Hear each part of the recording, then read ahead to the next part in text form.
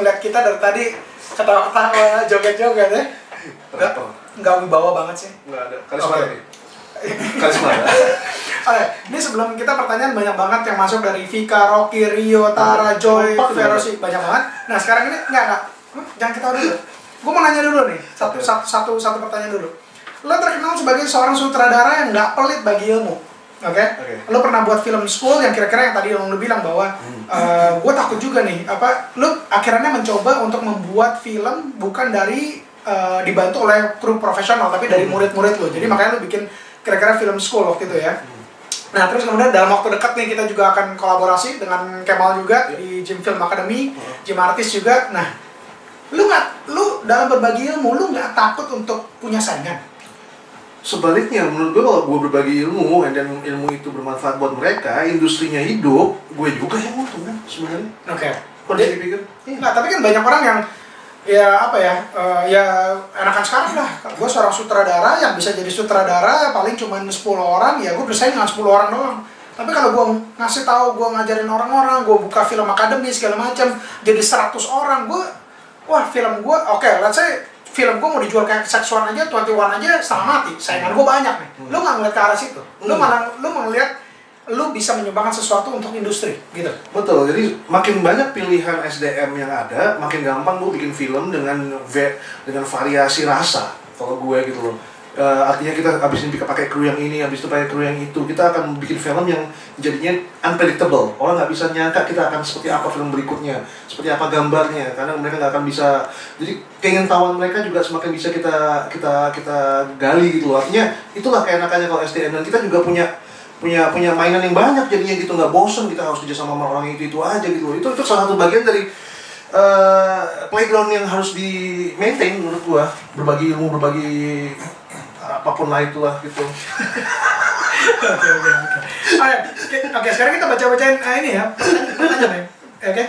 How do you define success dari Rocky ini ya, di mana ininya? SMS nggak ada. Yang penting dari Rocky lah.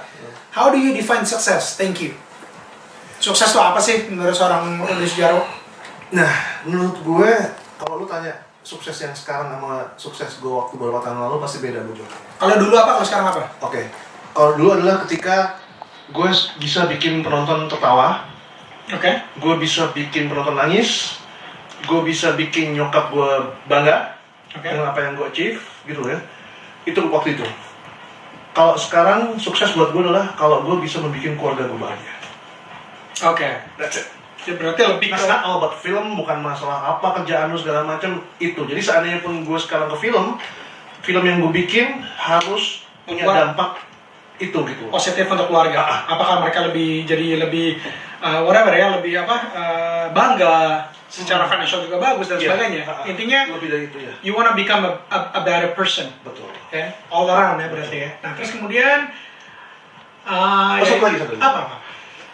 Apa yang kita lakukan, ini sekarang juga ya. Apa yang gue lakukan harus membawa dampak yang positif buat sekitarnya. Nggak cuman buat keluarga positif, tapi juga buat dampak sekitar. Iya. Artinya kalaupun gue mau maju, gue harus bisa bawa orang-orang di sekeliling gue atau pasukan gue juga ikut maju, kalau bisa lebih maju dari gue. Itulah kenapa dalam 2 jam terakhir kita ngobrol, lo selalu ngomongin perekonomian kerakyatan dan sebagainya. Yang menurut gue sangat idealis, tapi I hope I can contribute in that. Oke? Nah ini terus kemudian ada di Facebook juga ada yang bertanya di Mantru kedua namanya. Saya nggak ngerti namanya benar apa nggak ada. Apa dan siapa yang menginspirasi beliau untuk menjadi sutradara, dan apa pula yang menjadi cita-citanya ke depan, serta apa dan bagaimana effort yang sudah beliau lakukan untuk pencapaian cita-cita berikutnya itu. Panjang lah. Gue juga nggak ngerti. Oke, dulu siapa yang menginspirasi lo jadi sutradara? Sebenarnya nggak ada. Setelah kebetulan itu, nggak ada. Setelah kebetulan, Arifin Senur. Kenapa? Jadi setelah gue kebetulan masuk ke film, ternyata gue baru sadar bahwa ada satu film yang gue suka dan selalu membekas. Film judulnya Geni Kardo SPKI.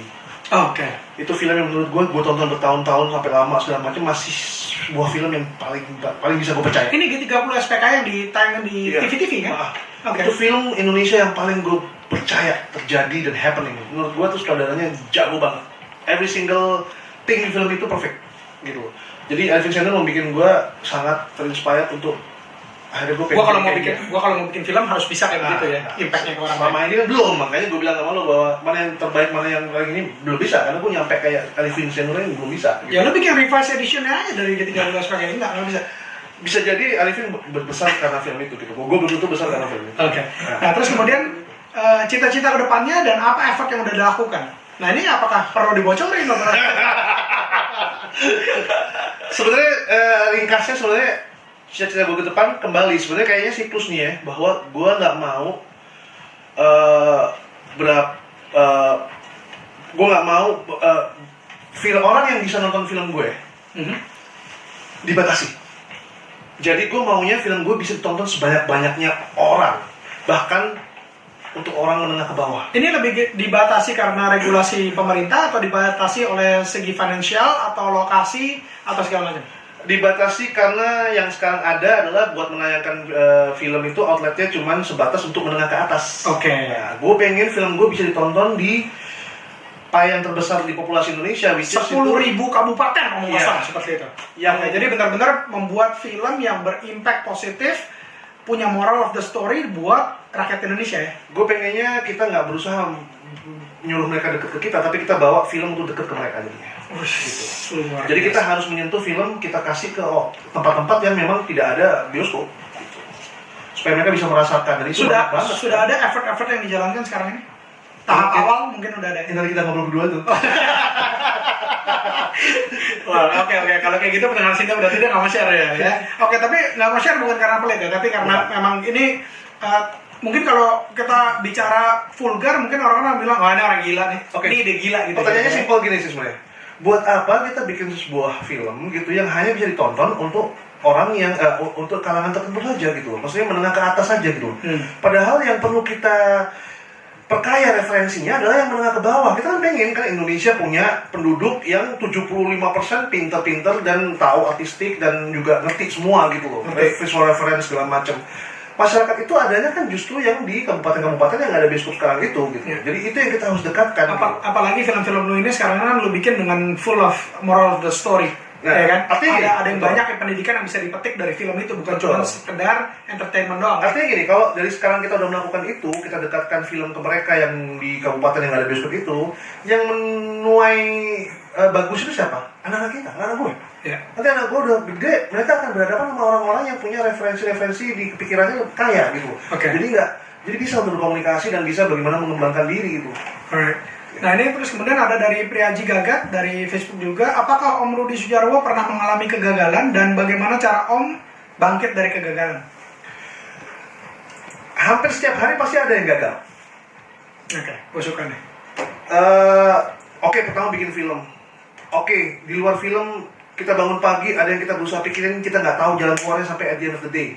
Sampai akhir jam 12 malam kita harus tidur, kita belum mungkin juga. Menurut gua hari itu gagal. Dan itu hampir setiap hari terjadi.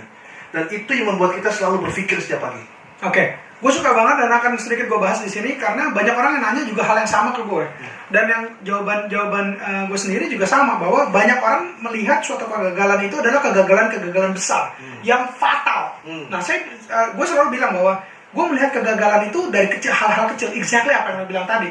Jadi pendengar Sindo, ketika saya janjian oleh seseorang dan saya nggak bisa on time untuk ketemu orang tersebut, menurut saya waktu itu gagal. Dan waktu itu langsung saya analisa untuk sehingga next time-nya nggak ulang lagi. So we're doing continuous improvement setiap hari, and that's what we should do ya. Jadi kita jangan sampai nunggu gagal itu jebret blak sampai ke basement 5 kita jatuhnya. Tapi ketika kita jatuh sedikit, kepleset dikit, kita udah berusaha bangkit. Bahkan sesimpel satu kalimat yang bikin orang salah paham misalnya, atau istri atau teman gitu yang kok jadi tersinggung dia, kenapa ya? Ada apa ya, kenapa tuh ya? Itu kita analisa ya? Analisa banget langsung. Gitu. Itu kegagalan komunikasi menurut gua. Alright, nice. Nah, terus kemudian ini ada banyak ya. Sebagai sutradara, sekarang ini nih berarti ini pertanyaan iseng ya. Sebagai sutradara, kalau Anda boleh milih aktor aktris siapa yang ingin Anda sutradarai dan alasannya, ini dari Ferry Jakarta. Kalau nanya itu saya sekarang, ya. Saya sebenarnya pengen banget memilih aktor sama aktris yang justru belum pernah saya sutradarai sekarang. Jadi nama itu. Sorry, belum makan, gak dikasih makan lagi.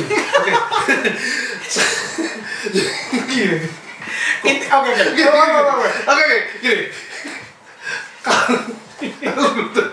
Oke. Sorry Pak. Kok jadi malah ketawa? Oke. Intinya wah ini kacau nih pendengar sih dong. Oke, Kita break dulu. Oke. Oke.